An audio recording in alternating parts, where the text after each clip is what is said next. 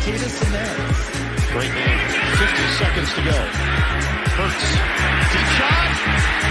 Hauled in, Devontae. Sure. And before the press conferences even start. I mean, we could talk for 45 minutes just about how atrocious the defense is.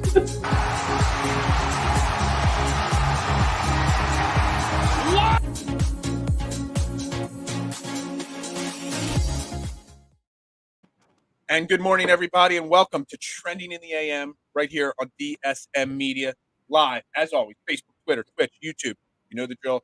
Smash that like button, smash that share button, retweet it out on Twitter, and make sure you head over to the YouTube page of DSM Media.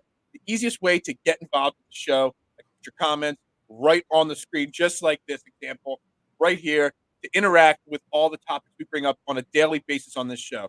We got a really serious show today with a lot of really serious topics to discuss.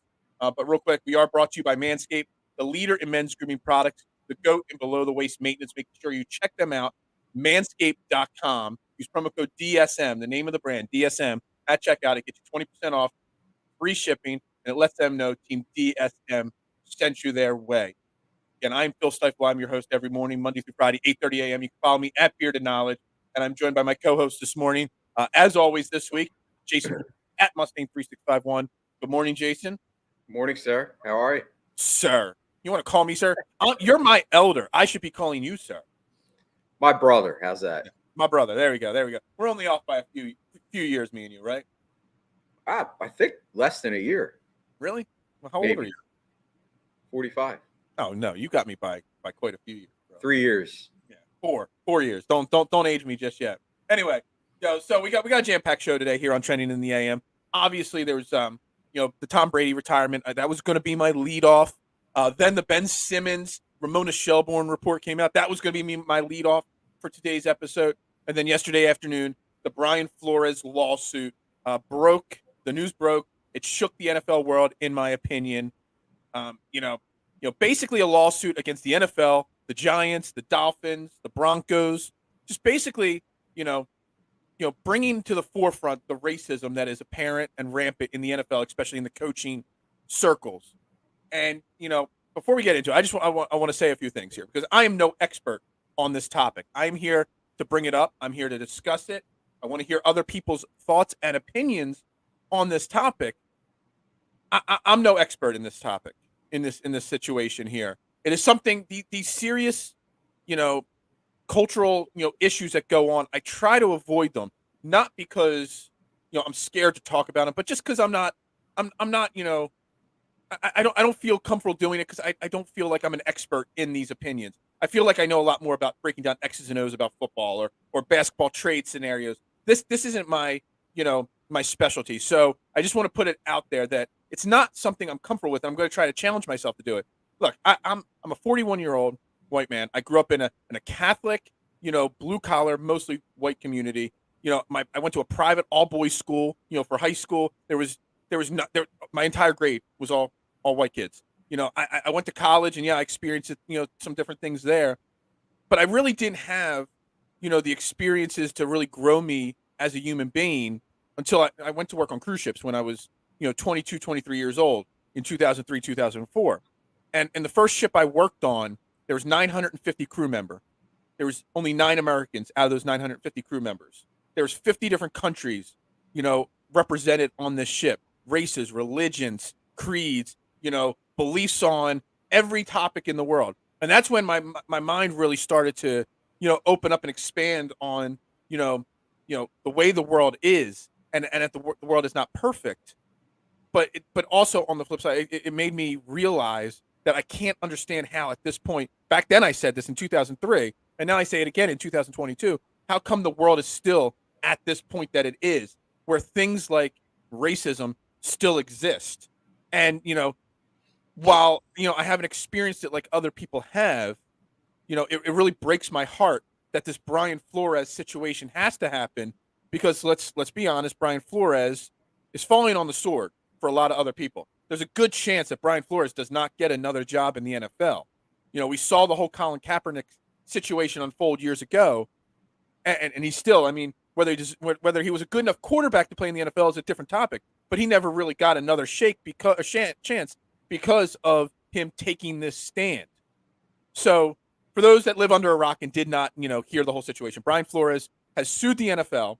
He has sued the Giants. He sued the Dolphins, and I believe he put the Broncos in the lawsuit as well. Basically, to bring up the text messages, from Bill Belichick to Brian Flores the other day, I guess this was last week. Bill Belichick sent a text message to Brian Flores, saying, "Sounds like you've landed. Congrats." Flores responds, "Did you hear something I didn't?" Bill Belichick responded, "The Giants," with question marks. And then Flores says he doesn't interview till Thursday, but he thinks he has a shot. Then Belichick responds, "I hear from Buffalo and New York that you're their guy and hope it works out." And I'm sure you've all seen it, but basically, Bill Belichick thought that he was texting Brian Daboll or however you say his name, both of which Flores and Daboll, worked for Brian or Bill Belichick before. So he obviously has their contact information on his phone. Now, it seems like an innocent, mistake that he made, but this innocent mistake that he made may have set off a chain of reaction that has now that's just bringing to the forefront the fact that the Rooney Rule is kind of a joke to an extent. The fact that the New York Giants already decided on Daboll as their head coach, but still had to bring in a few days later Brian Flores to, fill their quota, if you want to use that term, for the Rooney Rule. And, it's going to be a situation that unfolds a lot over the next coming days, weeks, and months. But Jason, I know you have a lot to say on this. What are your thoughts initially when you heard this news yesterday? Well, I mean, I got to be honest. People that know me know that I've had a firm stance on my opinions on the NFL, and I've been saying it for a while. I mean, not just because of this situation, but a lot of situations that have come up, Colin Kaepernick being one of them. I'm not surprised, but it's crazy. And you just said it, like, it was kind of like Bill Belichick being like basically non-tech savvy. He texted the wrong person. And in that, it just kind of showed, like, the fact of the matter is you nailed it. The Rooney Rule, I think on the surface, it's a good rule. Like, but the process of the Rooney Rule is flawed. The fact of the matter remains, the main problem with this whole thing is that you have 32 owners, you have 32 white owners. There's not one black owner in the NFL. And now listen, is that anyone's fault per se? I mean, could somebody come along and buy a franchise? Yes, absolutely. But my point is right now you have 32 white owners. So in my opinion, I don't think any of this process is going to get fixed until there's more diversity at the top. That's a super fair point right there. Real quick, George. George brought up a comment here. He thinks he will get another chance eventually. A lot has changed since Kaepernick. And I was thinking about this actually yesterday, about that exact thing. Would he get it? And yeah, even if it's for the, secretly the wrong reasons, because the team sees it as a PR opportunity, which that would be the wrong reason to hire Brian Flores. Brian Flores is an excellent head coach in the NFL. Scotty, I would get back to this in a second, George. LeBron being the first black owner in the NFL.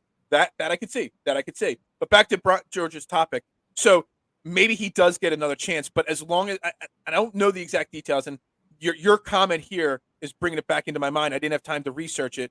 I'm pretty sure while Colin Kaepernick's lawsuit was active, because he was suing the NFL, he couldn't work in the NFL. And then he didn't start getting he got a few minor workouts that didn't work out, but that was after the lawsuit was settled. So as long as the lawsuit's active, I'm pretty sure Brian Flores cannot work in the NFL. Then it'll have to happen down the line after that.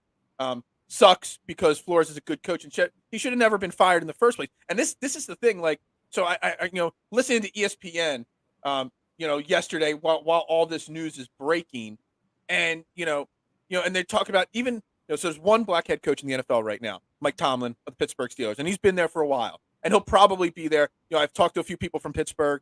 And they say he's pretty much got an open check to stay there as long as he wants, no matter what happens. He's earned that right, just like Bill Belichick has.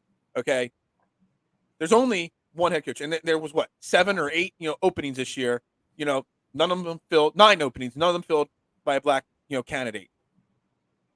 But the expectations and the opportunities that are there. So you look at Brian Flores and how he did pretty well this year. Didn't make the playoffs, but what was it? 8 wins in a row, 9 wins in a row. Just barely missed out on the playoffs. You look at Culley, the coach of the Texans, basically said, we're giving you no team, and he still won 4 games. He got 1 season with the Deshaun Watson situation surrounding it, and he won 4 games, but he was let go. The length of time you're given as a coach is also unequal to what, a white head coach would get. Some of these other coaches, they go in there and they get 3, 4, 5 years to turn a franchise around. But Culley got 1 season and he was gone. Brian Flores turned the Dolphins around to an extent. He had them going in the right direction and he was let go. I think that's another area of the whole situation that, it's not just the opportunities aren't there, but when you get the opportunity, the expectations are set to a different standard. The standard level is set differently as well. So that's something also. Yeah, I mean, you bring up a good point. I want to kind of get back to the owner side of the things. Flores is also alleging that Miami owner offered him $100,000 to tank the season. Now that has nothing to do with $100,000 per game. Exactly. Now that has nothing to do with like being racist, but that's crazy. I mean, first of all, like that should be like a punishable offense. And here's my problem.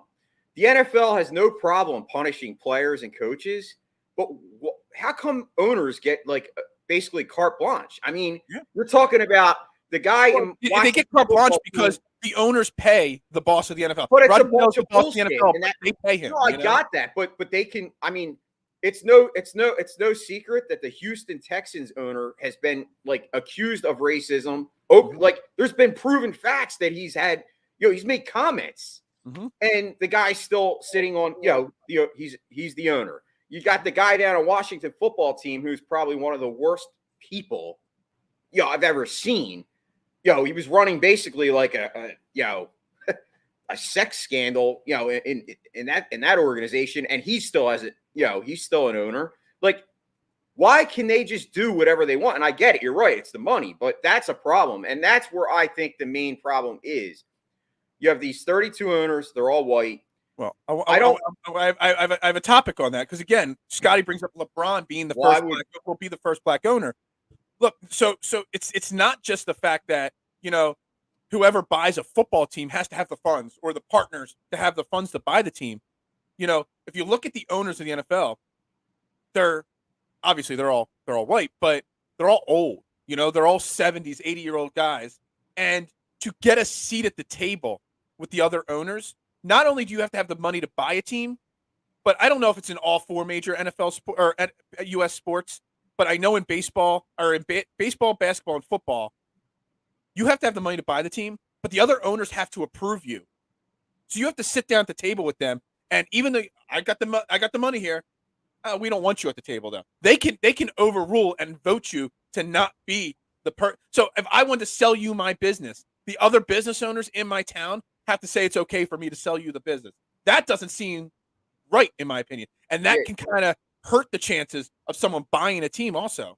There's a name for that. It's called the Good Old Boys Network. See, it's funny. As I'm saying it, George is typing the exact same thought process right there on the screen. There's so many rules that go into, being an owner of an NFL team. They almost put it, even if a black owner had the money to buy a team, they have so many hoops to jump through to get that spot. So, it's really unfortunate the way that, again, like I said, my opening statement, it's 2022. I can't believe we have to have this conversation. We do have to have this conversation. The NFL has to look at themselves with this conversation, but it's unfortunate that we're still at this point, in the world. Yeah, I mean, I think we all agree that the best candidate should get hired for the job. Best candidate meaning best overall chance of being a successful head coach. I think Brian Flores already approved. I mean, what he did with that Miami Dolphins team, right? He's definitely an up and coming guy that could really be a great coach in this league. I mean, he worked under one of the best all time, Bill Belichick. I mean, I wouldn't be surprised if he doesn't get a job if Bill brings him back, like if he wanted That's to. very But possible. that's just my opinion. But the point I'm saying is that the problem is, and that's where it is. It's flawed. Like the Rooney Rule on the surface is good. Yes, we need more black head coaches. We need to have diversity in the coaching ranks. It's absolutely necessary. It's absurd that it hasn't gotten better to me. And you have other people that are arguing on the other side because I've seen a lot of comment. Like obviously, I'm always looking at social media.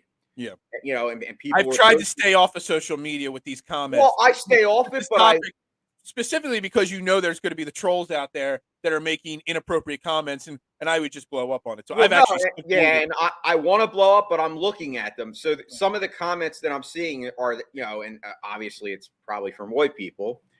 Well, they got the interview. Yeah, they got an interview because it's basically like they got an interview after the fact. Like to me, the interview should happen and then the decision to hire. Now, we all know in reality that probably doesn't happen in all walks of businesses. Like a lot of times businesses have their guy and they do these interviews. It doesn't just happen in the NFL. I mean, there's affirmative action in these kind of things in all walks of jobs. But the problem is that to me, how can you really have a guy and say it's the best candidate if you haven't interviewed multiple people? Like it just doesn't make sense to me. You know what's crazy about this? Again, like you said, Brian Flores is part of the Bill Belichick coaching tree, and he did a great job this year. Brian Daboll, I mean, he was a hot candidate last year. I actually do feel bad for him a little bit because I wonder if he even knew that this was going to happen. This was going to be part. Now, basically, his whole first job as a head coach in the NFL is going to be overshadowed by this. But you got to look at the Giants, and you look at what happened with Denver. He alleges Brian Flores in the lawsuit that that John Elway, sorry, I forgot his name for a second, and the rest of the Broncos organization showed up late, drunk, disheveled, basically because they had already hired their guy in their mind and they were fulfilling it there too, and they really didn't care, about that interview. It was just part of the process, This has got to be, both sides of the equation that, there's got to, I don't even know the answer on where the change has to happen. Daboll absolutely deserves a coaching position. And like I said, there was a lot of people that wanted the Eagles to hire him last year. He was on the short list for a lot of people to be the Eagles head coach. He's been talked about for years now as a head coaching candidate in the NFL. But because of the way the Giants handled this situation, the way that the league is set up to have this rule, but the rule is not really effective the way it's done, now Brian Daboll is going to be continually linked to this whole situation. Listen, Mina Kimes had an awesome point, and I'm going to read it. I want to read it because let's let this set in. I haven't seen it. Hire the best man for the job. That's the quote. If that was actually happening, there'd be more than one black coach in the NFL right now. It's as simple as that. It doesn't get more realistic than that. Like, you got guys like Eric Bieniemy, Byron Leftwich, all these guys that have been passed over numerous years, numerous times. Eric Bieniemy didn't even get interviews. Like, that to me is absurd. That is a problem. Like, I could see if you said, "Oh, well, they're hot, they're interviewing all these people, and they're just hiring the other guy because in their minds, he's better." That okay, that maybe, but to not even get interviews, that to me is disgusting, and that goes totally against where we're trying to get. I mean, you're trying to fix things, but yet in reality, it's not getting any better. And I don't know how this is going to come out because I'm going to try to say this the right way here. There are a lot of black assistant head coaches in the NFL. You just named the guys that should be getting head coaching interviews.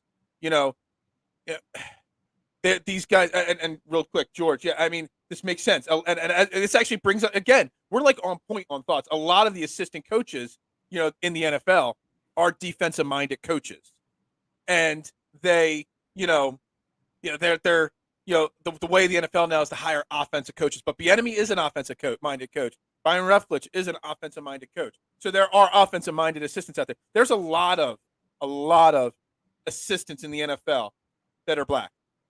But these owners, these white owners, these 80-year-old white owners, they don't want the head of their team to be a black man. Is that the wrong way to say it? That there are really smart minds in the NFL. 70% of the players in the NFL are black. There's quite a few. I don't know the percentage. I was listening to SportsCenter yesterday when this all broke, and I don't know if it was Ryan Clark or Woody. One of the guys they had on was talking about all the great assistant coaches in the NFL that are black, but they don't get the interviews. You look at you want to bring up a guy here. I didn't think he was the right candidate because I didn't think his experience was enough. But Deuce Staley couldn't get past a running backs coach position on a team. He had to leave the Eagles to go to Detroit to take the same job, just to try to get his name out there. And everybody talks in Philly how he would make a great head coach. He never has gotten a head coaching interview outside of the Eagles, and he might have just been here for the Rooney Rule aspect of it. One of the greatest football minds, in my opinion, Jim Caldwell. Absolutely. How does that guy not have a coaching job? Yeah. Not Todd even Bowles, an interview. Todd Bowles, I know he failed with the Jets, his first time as a head coach, but he's a great defensive coordinator. Great depending on which year you're looking at. But a guy that most people believe should have had his second chance by now.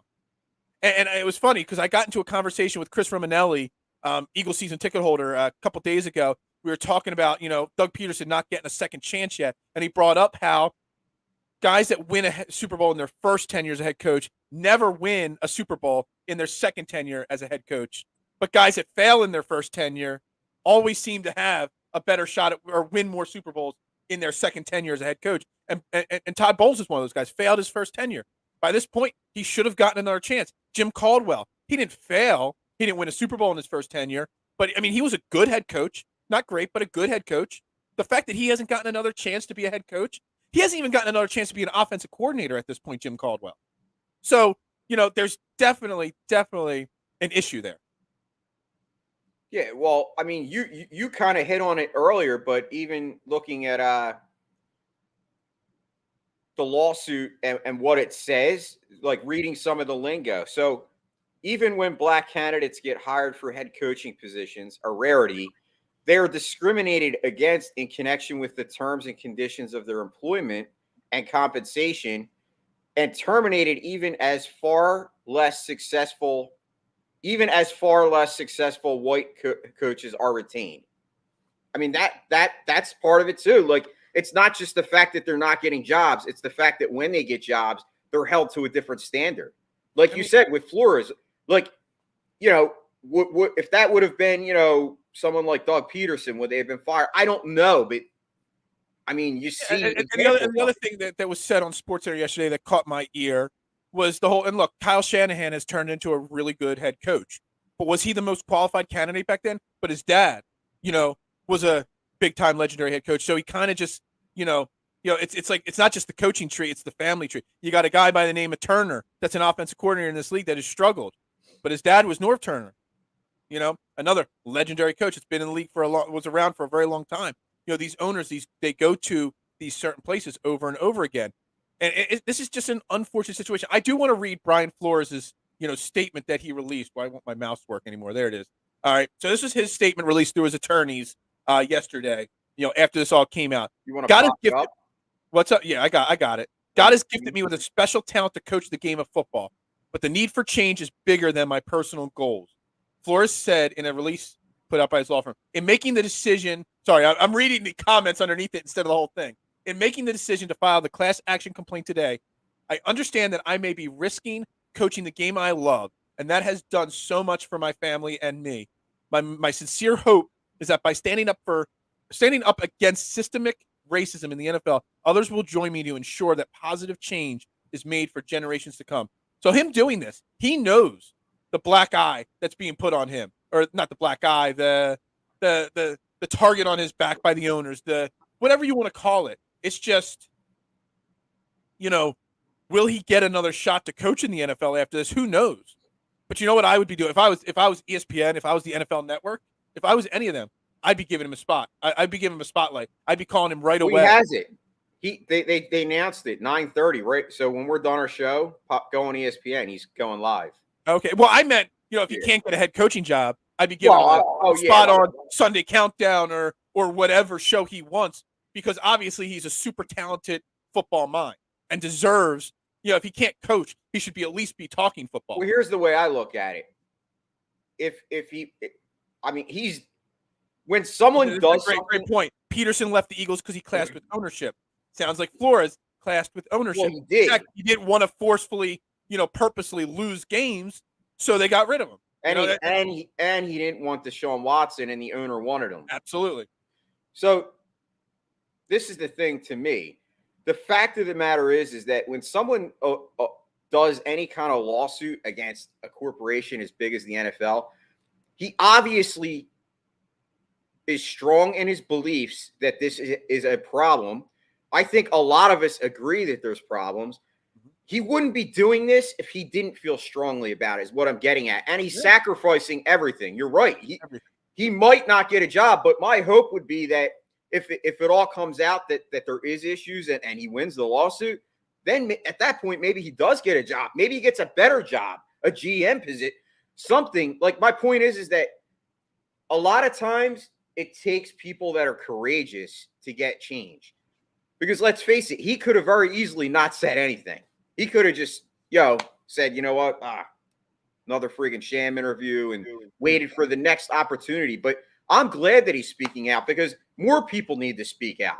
That's and that part of his statement. I hope it helps more people, speak out. And I hope the NFL has learned that they can't just, ostracize him from the league like they did to Colin Kaepernick. Maybe hopefully they learned something from that situation. That's my hope there, because again, like I said, he deserves to be. Obviously, he can't coach while he's, processing and going through this lawsuit. He can't be, a part of the NFL. Hey, if I was the USFL, new league starting out, no association, I'd be calling him right now. You're like, well, come coach here. We're setting this league up differently than the NFL. I'd be making that phone call.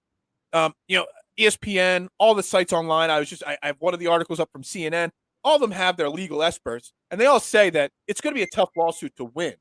And I think Brian Flores knows that he might not be able to win the lawsuit, but by putting this lawsuit out here, and I swear we were talking before the show went live that, look, we're going to be talking about this for days, for weeks, because every day more and more information is going to be coming out about this, and more people will speak out and show, look at the racism that's in the NFL, and I just lost my whole train of thought there where I was going with it. What was I going to say about it? My mind just went completely blank for a half a second there. What even did I start saying there? I don't even remember. Am I okay here? No, you're fine. It's a subject that kind of gets your mind really going. My emotions are going, and then I forgot where the topic was leading. But here's another one. So how about this fact? So over the past two coaching cycles, there's been 16 openings. Mm-hmm. Out of those 16 openings, there's been one black coach hired who was fired a year later, David Culley. Yeah. I remember where I was going with it. I was basically saying he's not going to win the lawsuit, most likely, is what legal experts say.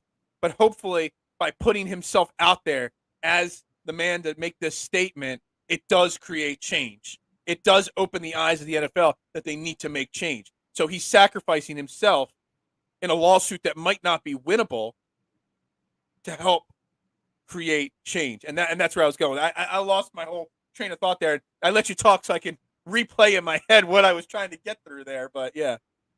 Yeah, I mean, like Scotty was saying, hopefully LeBron does get a team. But the problem is, once again, like you said, it wasn't just the fact of having the money to buy a team. It's also you have to be voted in. And to me, it's like the good old boys network. I look at guys like you said, they're all 8. And I'm not saying, listen, I'm not saying that every 70-year-old white guy is racist. But what I am saying is that in the scheme of things, we've come a long way as a country, but we're still not near where we got to be. And a lot of these people were brought up in times where racism was like more. I'm not saying it's unacceptable anytime, but it was It was part of accepted their at life. that time. It was part of- Exactly. and So you know what? I always bring up my grandma, and my grandma, God rest her soul, was a fantastic person, amazing person, kind-hearted, and so as well. But like the terms she would use, I mean, she was born in 1912. She was born in America. Like 10 days after she came over here from Italy. So her family was this really strong Italian family, and she wasn't racist. But the terms she used, she did, say African American. She said other things, and it wasn't because she was being racist. It was just the culture she was brought up in. It was wrong, but that was, when you grow up in the 1920s, that's just the way your mind is trained by the rest of the world. So I understand that, but Scotty's saying LeBron, it's going to take to get a seat at the table. It's not going to take some unknown billionaire that could buy a team that's black, to get that seat. It's going to take a celebrity, someone, a group of owners led by a LeBron James type to get that seat at the table. Here, we got this here. This is getting really sick. PFT just posted that Hugh Jackson suggested he got paid extra for losses as well.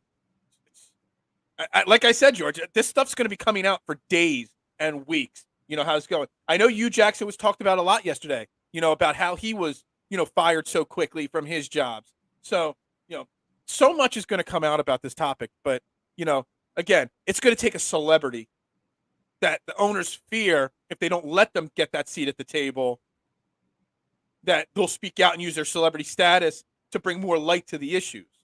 Does that make sense? Makes 100% sense.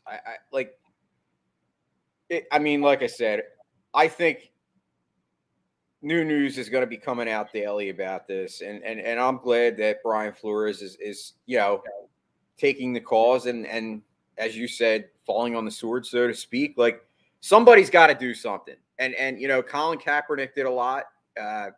Obviously, but listen. At the end of the day, how many of them was he paid to lose? At the end of the day, I think it's safe to agree that there's definitely needs to be change. The flaws in the system need to be looked at, and it's got to get better. Ask you random questions about this situation here. Do you think it's a coincidence that the day that the Broncos announced, literally maybe less than 24 hours before this all broke, that they were up for sale, and then this all comes out? Do you think that's a coincidence that they're part of this lawsuit, and right before the lawsuit's made public, they put their business, their team up for sale? It's a great question. I kind of read between the leaves, and I don't think it's a coincidence. I think I agree with you. I mean, that's kind of crazy. And now there is a team for sale. If you want to get a seat at the table, if LeBron wants to be one of those guys at the table, his opportunity is there now. So that is crazy. It's something that's there. And you said at the beginning about the text messages between Belichick and Flores, that were meant for Dabble, and you say non-tech savvy Bill Belichick. Bill Belichick, I mean, I know what he is. I mean, he's one of the greatest coaches. Yes, the Patriots have been accused and caught cheating a few times and all. But do you think Bill Belichick is a guy? He's so detail oriented in everything that he does. Do you think he did really truly accidentally send those text messages, or is there any thought in the back of your head that he actually wants change to happen in the NFL? He's really close with Brian Flores. He's worked with Brian Flores. He knows Brian Flores is a qualified head coach. Do you think he did this almost purposely? Or is there any sliver of thought that is even remotely possible, that this was done purposely to, help enact change? Wow. You're putting me on the spot. Like, I don't know. Now that you're bringing that up, my mind thinks in overdrive sometimes, and I'm a conspiracy theorist at heart. I love thinking about those kind of things. And Bill Belichick, yeah, he strikes you as a non-technologically advanced kind of guy. I mean, there's that video of him on the draft, when it was a remote draft, sitting at his kitchen table. He probably's got an old flip phone, and he probably still's got AOL dial-up internet at his house. But yet on the other side of the coin and the spectrum is, he's so detail oriented. You think he's just got two names in his phone named Brian? You don't think he's got one in his phone just as Flores and one as Dabble? You know, No, but I think I don't see him. You know, I can't guarantee that was 110% an honest mistake. we'll never know. It's going to be one of those new things on a conspiracy theory show. I'm just saying. I mean, I think of those kind of things, and it's again, like I said, I don't think it's a coincidence that the Broncos put the team up. George saying the lawyers set up today's interview a week ago, so the NFL saw this coming. If the NFL saw it coming, that means the Broncos saw it coming. That means the Broncos realize, it's time for us to get out, while we still can. So I don't know. It's just a thought process I'm thinking. But anyway, I want to wrap this part up by really reiterating the fact that Brian Flores is taking a big chance on his career here. He, like George says, he may get another chance once this all settles down, but he's putting, most of these guys that are coaches in the NFL, I mean, that's their life's work. They start as coaching interns in college, coaching assistants in college. Doug Peterson, he was an intern for Andy Reid, not get paid. These guys, they start when they're 21, 22, coaching, and that is all they know how to do. And they put their life into it. Their families have to move from city to city as they change jobs year in and year out. Brian Flores is putting that all on the line right now. I really hope that the league and the country and the fans take this seriously and help enact some change so that we don't have 10 years from now that we're not talking about this, 5 years from now that we're not talking about this kind of stuff anymore. Yeah, well, so just real quick to end it. I mean, I know we're kind of hitting on Flores and what he's, the risk he's taking. Well, here's a Seahawks. Apparently, they were thinking like, oh, could the Seahawks hire him as a defensive coordinator? And I guess someone was questioned about that on the Seahawks. And their answer was his lawsuit is so much bigger than his next job. He feels he must expose NFL owners' horrid history, present of hiring, respecting minority leaders. He's clearly willing to risk ending his career to do it. Yeah. So this guy's definitely set on the fact that he's out to make change, and I hope it happens. And you definitely see a lot of players speaking up and sounding off. I know yesterday I saw at least 2-3 dozen tweets come across right away from NFL players that didn't even ever play for him or have any direct ties to him, just speaking up and applauding him. So he's obviously going to, he's obviously got a lot of support from fans, from players, and stuff like that. It's just the NFL. It's just the owners that need to see it and need to make the change. And I don't know, like you said, on paper, the Rooney Rule is a good rule to have, but if it's not implemented properly, it's a pointless rule. So I was just gonna say, yeah, it's pretty pointless when it's done to the way that, or used the way it's currently used in the NFL. So I don't know what the change will be from this. It's a story that I'm going to stay tuned into. I'm sure we're going to be talking about it for days and weeks on this show. I just, again, I really hope that Flores doesn't sacrifice his career and no change comes from it. Absolutely. Yeah. So do you have anything else? I think we're gonna pause the Flores talk for now at that point, because like I said, we're gonna continue debating this. I mean, I'm sure tomorrow this will come up again tomorrow in our conversation. But this probably will be a topic going on, throughout even through to the summer. I mean, especially obviously a lot of times lawsuits take a while to. Oh, absolutely. Oh, this lawsuit's going to go on for a long time itself. Yeah. So real quick, I do want to bring up, officially, because the first time it wasn't officially. So I'm trying to bring some light to the show now, making fun of it. But Tom Brady did officially retire yesterday, even though the day before he hadn't officially retired, even though the day before that, Adam Schefter officially announced his retirement.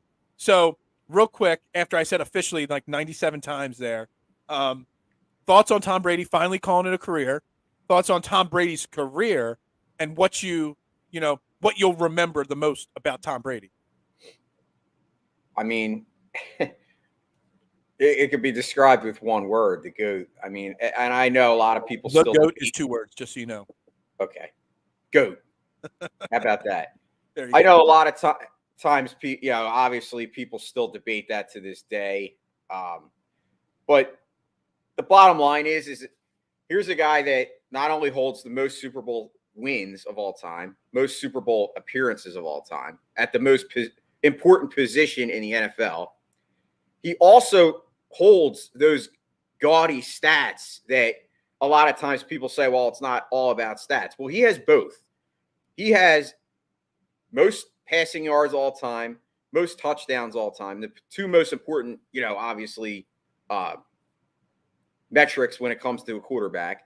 And then he holds the Super Bowls, the 7 wins. Like, what else can you say about the guy? I mean, as far as Tom Brady, the player, he's the GOAT.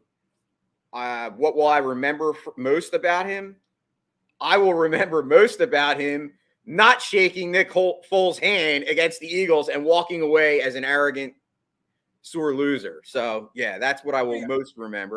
I'll be honest. I don't, get upset when teams lose and they don't shake hands. I mean, when I lose, and I lost a lot in sports growing up. I very rarely in my life was on a good sports team. Maybe I was the common denominator on why so many sports teams I played on were so bad, because I wasn't the best athlete growing up. But when you lose a hard-fought game, especially the Super Bowl, do you really want to shake hands? I know it's good sportsmanship, but you're so frustrated and so upset after losing that game. I wouldn't want to shake hands either. I want to go to the locker room and sulk and cry and, be frustrated and whatever it may be. I don't want to be a good job to the other guy, so I think that's kind of, to an extent, a little overblown, because that Super Bowl was a hard fought game, came down to the wire, so much emotion on the line, and it's the Super Bowl.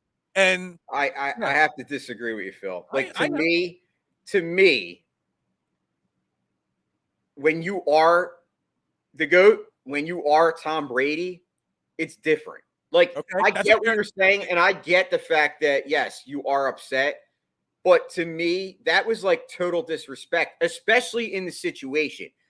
Okay. You cannot sit there and tell me that Tom Brady didn't think going into that game that the Patriots were going to crush the Eagles. Like, knowing the level of quarterback play, and listen, that just proves that any given Sunday, anybody can win. And Nick Foles, I know that, people joke that Big Dick Nick and that whole thing.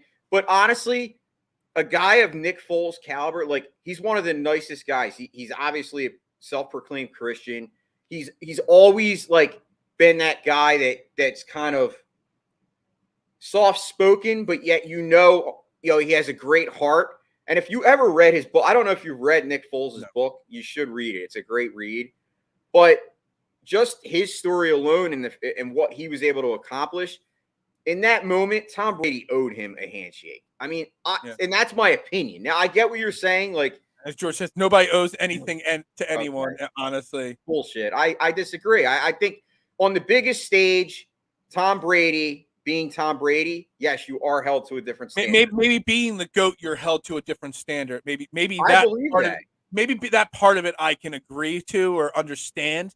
But I forget you're a big hockey fan. Wasn't it in the news? I don't know if it was the Flyers or another team a couple years ago. It was a hard fought. I know at the end of a playoff best of 7 series, at the end of the series, the teams line up and they, tap sticks or whatever. But at the end of a hard fought 7-game series, the other team like skated off the ice and didn't do the ceremonial, congrats to the winning team of the series. And a lot was blown up about that. Look, you lose a best of 7 series in 7 games. I don't want to tap sticks. I don't, It's exactly. It's all in the heat of the game. You just lost the Super Bowl by whatever it was, a few points. You just got sacked, strip sacked, fumbled, to lose the Super Bowl. The first thing I'm thinking about after that is running to the locker room and getting pissed off at myself, not going and finding the other quarterback to shake hands with. I'm just not. Yes, it's a respect. There is some respect factor there, but that's not what I think of with Tom Brady at all. Well, regardless of that, and regardless of what opinion or side you are, as an Eagles fan, how sweet was that to actually witness that? And in my mind, I was so happy that Tom Brady was in pain after that loss. Because let's face it, we're the Eagles, we're fans. We wanted a Super Bowl and we got that.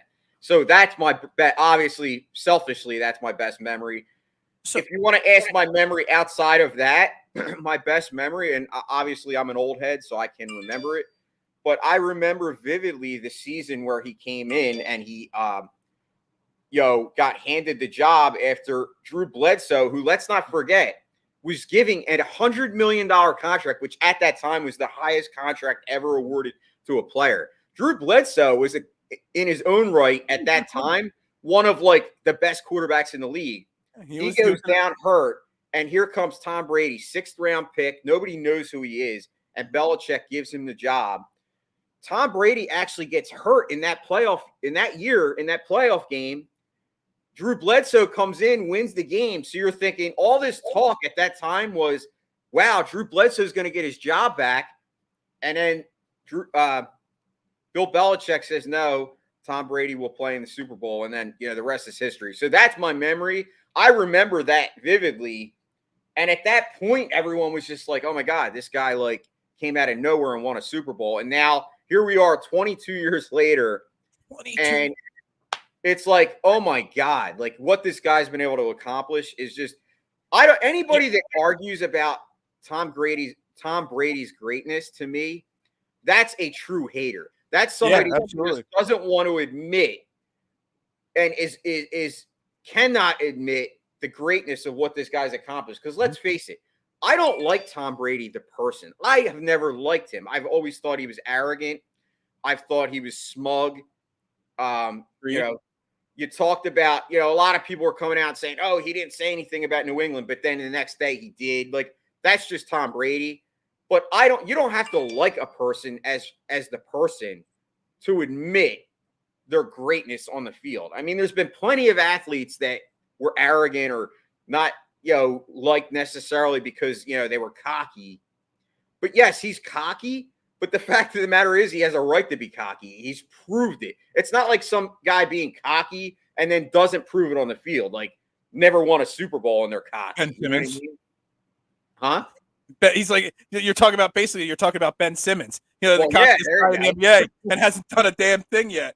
I saw a really interesting comment on Twitter about Tom Brady yesterday and what he did last year at 43 years old, switching teams late in his career and not just switching teams, but going on to win a Super Bowl last year.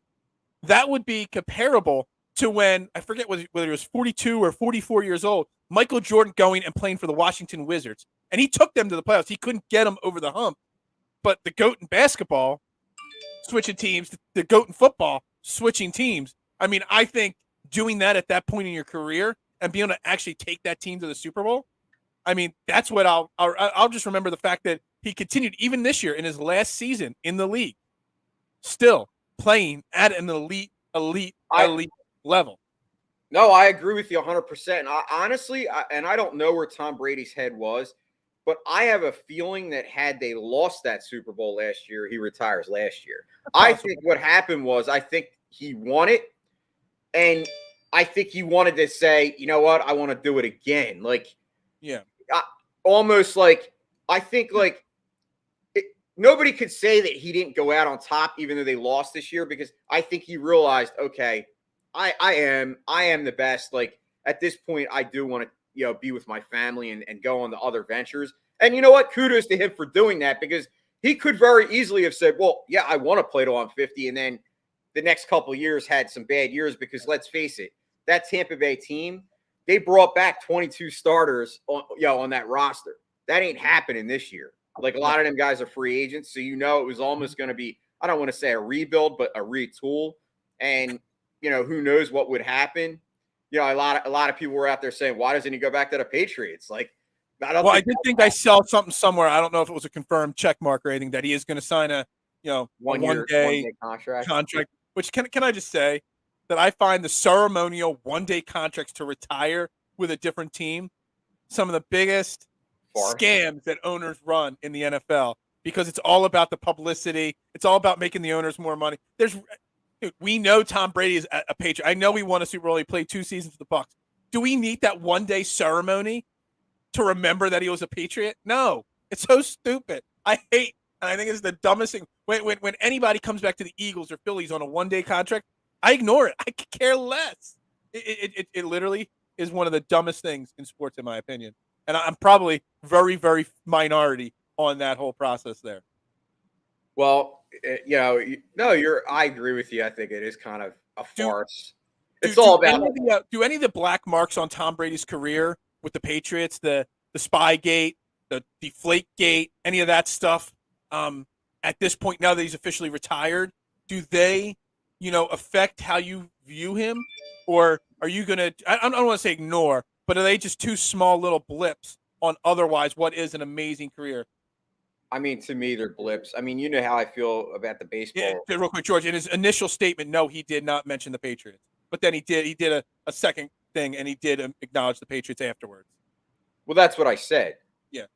I think the next day. Put a comment in there before you had said that. Oh, okay. Yeah. So, but as far as like the other thing that I'm gonna miss, but I think it's funny because I think we're gonna get that same feel and same ability to watch. It was, obviously the great battles that he had with Peyton Manning. Mm-hmm. And now you're going to kind of get to see the same things like you saw it obviously with Josh Allen and Pat Mahomes, and you saw it with Pat Mahomes and Joe Burrow. So like those kind of things are like, priceless type memories. Like, I remember all those games, like, Peyton going against Brady, and it was like 9 times out of 10, Brady was the one winning it, coming out on top. But we're not taking anything away from him at all. And I'm just, I'm just bringing up the point, thanks for checking in, Frederick, that, he did have two, there were, and George says it, there was some Patriots skirting the lines of legalities for sure.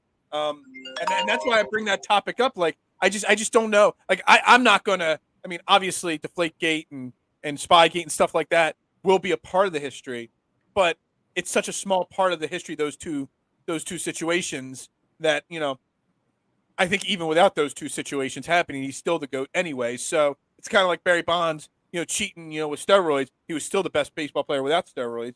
So, I just think I'm not ignoring those situations at all. But yeah, like he says, I mean, he's the greatest, what he did at 43 years old with the Buccaneers. I mean, it's amazing. So, yeah, I'm gonna remember Brady in the positive lights and not in the negative lights for sure. Yeah, I mean, all right. All right. We're at the 53-minute mark, and we didn't even get to talk Ben Simmons. Obviously, Ben Simmons, is in the news again and again and again. Ben Simmons wants to be traded from the Sixers so bad. I think he was the GOAT. I think if anybody says that Tom Brady isn't the GOAT, they have an agenda. That's all there is to it. That they're just trying to put something else out there, or they're clickbaiting and all. Ben Simmons is the complete opposite of some of these things that we've been talking about today. Because he's cocky, he's arrogant, and he wants out of Philly. But yet, instead of keeping his head down, working hard, and trying to get out, there's the Ramon Shelburne, article yesterday on ESPN, which I'll admit, I didn't read the whole thing. Half of it was unlocked. I don't like paying for paywalls. I don't have ESPN Plus, so I didn't read the second half of the article, but I've read all the highlights and stuff there. Yeah, no more. See you, George. You have a great day, buddy.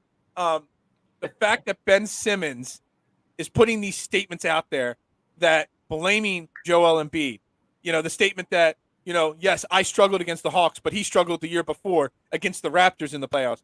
Him saying that Doc Rivers didn't fly out there to talk to him in California, instead of even though, Doc Rivers and Joel Embiid were texting and calling him and he was refusing to answer their messages. Basically Ben Simmons, in my opinion, with that article yesterday, just took Daryl Morey's extremely difficult job of finding a trade partner for him and made it even more difficult by basically accepting zero blame for the situation that the Sixers, Ben Simmons, and the league are in right now with him. Yeah, I don't. My thoughts on Ben Simmons. I'm so sick of it. I am too. But you know what? I think there is a chance that Ben Simmons gets traded by February 10th. I've said that since day one. But, Daryl Morey wants X value. Everything Ben Simmons continues to do keeps to lowering his value, which Daryl Morey doesn't want to budge off where what he wants. But now these teams are like, yo, did you see that interview? Yeah, I don't want him. You take this or we don't want him. You know what I mean? It's like everything Ben Simmons does keeps making Daryl Morey's job. And I believe that. Yeah, Why I not believe he's keep your doing it mouth on. shut? I believe he's doing it on purpose. He doesn't want the Sixers. I agree with you. I think that Ben Simmons is the kind of person that he wants to get back at us as the fans. He doesn't want any. He's back at Joel Embiid. He wants to get back at everybody in the Sixers organization, including the fans. And he believes that the more he keeps speaking up, he knows that it's going to lower his trade value. You know why? Because he doesn't want the Sixers to get a good return for him. He doesn't care about the Sixers. He obviously doesn't care.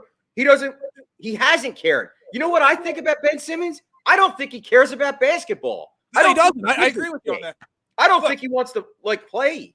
So he calls out Joel Embiid for calling him out, about the Hawks series because he didn't play well in the Raptors series the year before. Yeah, what did Joel Embiid do after losing that Raptors series? He worked his ass off he cried. But after that series, he spent the entire offseason. And last year, he almost won the MVP. He should have won the MVP. If he plays 2 more games last year, he probably wins the MVP.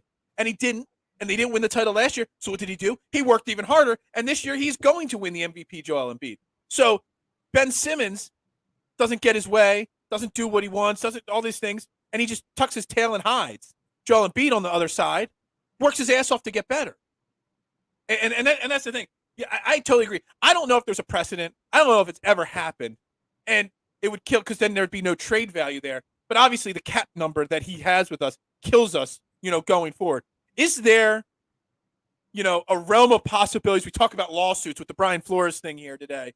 Is there a way that the Sixers can petition the NBA to make Ben Simmons' contract null and void? Because if I was the Sixers, I don't know if the Sixers have tried that already, and then NBA just said no, tough luck, sorry. But I would love the Sixers to petition the NBA, be like, yo, we've tried. This situation isn't going to resolve itself. He's obviously void of his contract by not showing up in X, Y, and Z. Instead of finding him, can we just cut him so that this situation just go away? I know it would set a precedent then for other players to have similar situations happen, but this almost to an extent seems like a unique situation to me. Well, didn't someone just tweet out how much money he's lost already? Basically, if he sits out the entire year, it's going to be like $35 million that he loses by sitting out the entire year. It's insane. Right, so you hate somebody that much and a team in a city that much that you're willing to lose $35 million. He could be sued on. Okay, maybe he could be sued. Maybe they can't void his contract, but maybe he could be sued. I don't know. It's just crazy. It boggles my mind. And I wanted to spend more time talking about this today, but we're up against the time wall already. I mean, it's just insane what he did to make Daryl Morey's job even harder than it already was yesterday.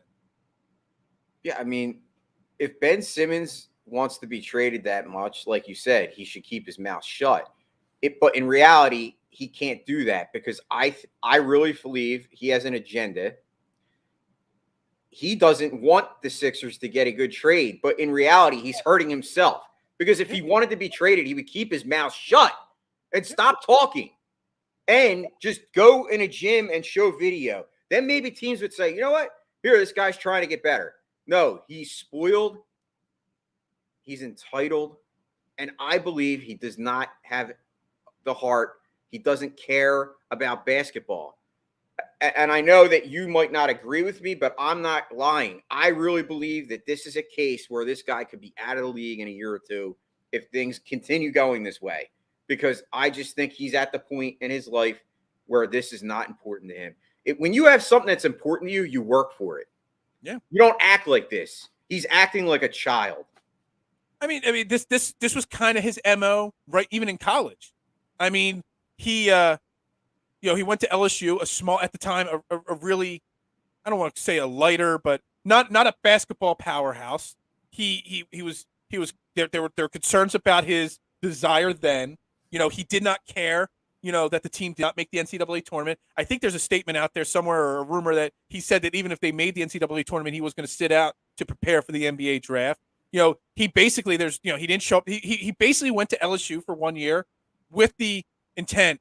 He was only there to get his NBA eligibility. He didn't go to class. He wasn't on campus much or anything like that. He doesn't care about basketball. I don't think he'll be out of the league in the next 1 or 2 years, but I definitely see him finishing out the next 4 years of his contract, and maybe signing one more contract. but he's not going to be one of those guys that plays till he's 34, 35, 36 years old. He'll be in the league for 5-7 more years and then maybe call it a career because he has a high lavish lifestyle. The contracts aren't getting any smaller in the NBA, so it is what it is there. But man, it just frustrates the hell out of me that he's doing. And the other thing, I only read like I said the first half of the article because again, I don't buy paywalls. I want to read my articles for free. I know it makes me sound cheap and awful, but I'm not paying for ESPN Plus. Sorry.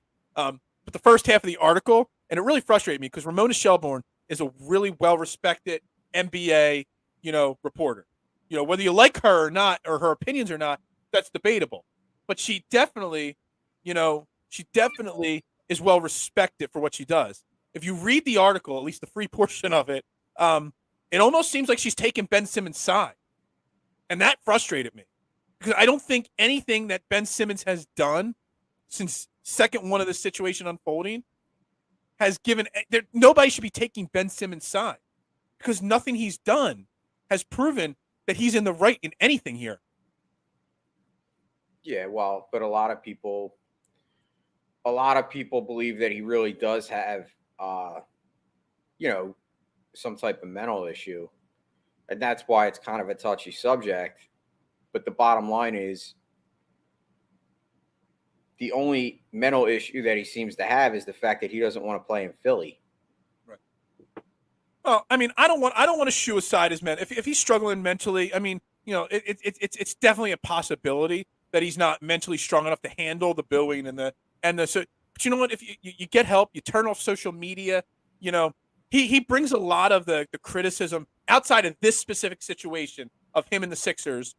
He brings a lot of the criticism he gets in his career on himself because, every single season, how many times every year since his rookie year, we see the Instagram videos of him taking jump shots, the Instagram videos of him, playing pickup ball and knocking down 3-point shots. And then he doesn't do it in real games in the NBA. So he brings some of that on himself. So I don't want to say that it's not a real issue, but he could stop the issue from being there by just not being a social media junkie, and putting it out there for everybody. It's the same thing with Jalen Reagor. Jalen Reagor, he struggles, and I'm sure he's got anxiety and depression over things with the fans. But you know what? Then stop posting things on social media that bring more attention to you. If you don't want the attention or you don't want to deal with the consequences of what you put out there, don't bring attention to yourself. Just keep your nose down, do the work, and play the game. But again, like you said, he might not love the game, so who knows? Yeah, I'm just sick of it all. Honestly, did you really think that we would be sitting here February 2nd talking about this still? No, I thought he'd be gone by now. Honestly, I said it from day one. I thought he was going to be gone by now, and I was wrong. And I might be wrong. And after yesterday's comments, I put out a tweet that Daryl Morey made a comment. I thought it was just in jest and a joke that this could take 4 years. But after yesterday's comments, if Daryl Morey wants to hold firm on what he wants to return, Ben Simmons is going to be sitting on our payroll, not playing for 4 years, because there's no way a team's going to give Daryl Morey what he wants based off of comments like this yesterday. There's just no way. It's a shame. It's a shame, and we're screwed at this point, basically. Pretty much. Yeah, it is what it is. It feels like today's National Groundhog Day. Today's Groundhog Day. I don't know if you knew that. It feels like Groundhog Day because we continually have to talk about Ben Simmons day in and day out. It's like the movie. I just keep waking up and reliving the same day over and over. Great movie, by the way. Over again. I'm trying to move on. What's that? Great movie, by the way. I love that movie. Is it official, or is that still just from the rumor that broke out there, the Washington Commanders? I know I saw that as a rumor. I don't know if it was officially official. I think it was official because I see people tweeting they like Washington football team better. Let me see here. Yeah, the Commanders. Yeah, I don't know if I like it or not. Washington Commandos. Maybe they. No, it's the Commanders. Someone just shared a picture of a shirt from a store. The Washington Commanders. So I guess the Commanders are officially, yeah. I don't like it. Yeah, I mean, name changes are always tough. So the Washington Commanders, yeah. That's our new division rivalry right there. Yep. Official. It's official. What's up, Aaron? Thanks for checking in. Unfortunately, you're checking in as we're checking out because this is the end of Trending in the AM today, right here on DSM Media, live every day, Monday through Friday, 8:30 a.m. Facebook, Twitter, Twitch, YouTube. A lot of new comments and people on YouTube. Make sure you hit that subscribe button and thumbs up when you're watching the shows. Turn notifications on. Aaron, I'm going to get you up and come on a morning show with me one of these days. Yeah, we got to get Aaron on. I got to get him on. I wish we had him on today. Today was not a day, a typical day. We talked a lot of really serious issues with the whole Brian Flores thing, and we spent a good portion of the show. And I'll be honest, we're going to be bringing this topic up a lot in the coming days and weeks as more and more comes out. So stay tapped in and tuned into DSM Media all week long and always, because the best content there is, out there for podcasts in the morning. Everybody have a great day. We're brought to you here at DSM Media, as always, by Manscaped, the leader in men's grooming products. Check them out, manscaped.com. Promo code DSM. That's how you get your 20% off and free shipping, but let them know the best podcast network, DSM, sent you. So make sure you help support DSM Media that way. Everybody have a great day. Jason, thank you very much for coming on today and having this serious topic of conversation with me. I will see you tomorrow morning, Jason, and I will see all our listeners, followers. Thank you for your support, and we'll see you all tomorrow morning right here on DSM Media and Trending in the AM. Hey, by the way, Go Birds. Go Birds.